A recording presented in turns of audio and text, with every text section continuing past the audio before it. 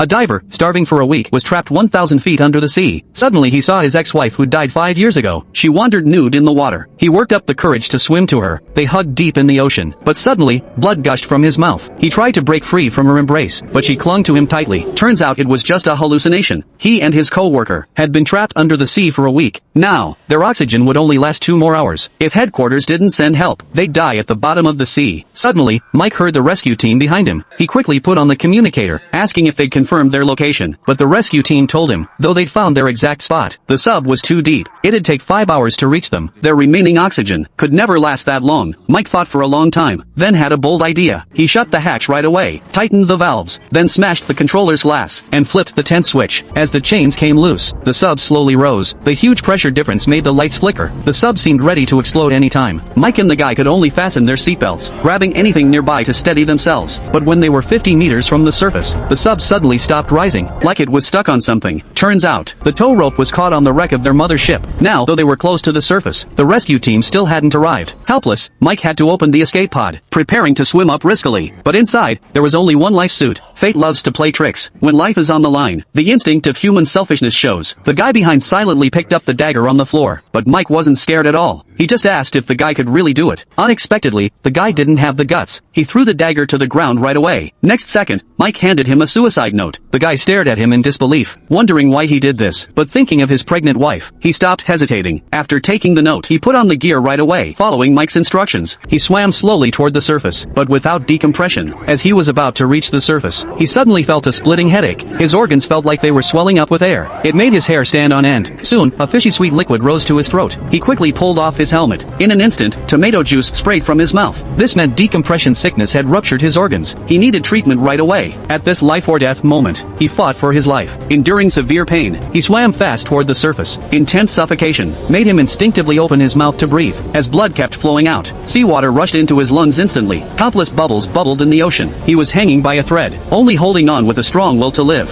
Finally, just before passing out, he made it to the surface. Luckily, the rescue boat was nearby. He survived by luck, but Mike wasn't so lucky. Hearing the guy was saved, his heart finally felt a little at peace. By then, the oxygen was completely gone. Seawater flooded into the cabin. Mike instinctively tried to swim up, but the huge water pressure was squeezing his organs hard. In the end, Mike used up his last bit of strength, slowly sinking into the deep, dark sea.